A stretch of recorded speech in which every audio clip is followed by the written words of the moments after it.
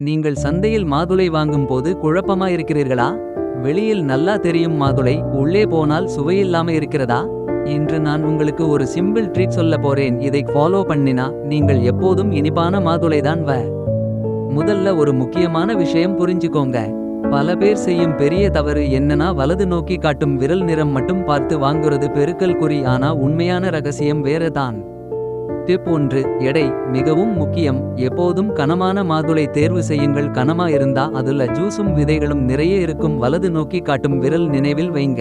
எவ்வளவு கனமோ அவ்வளவு நல்ல மாதுளை. கருப்பு நிற டிக் சின்னம்.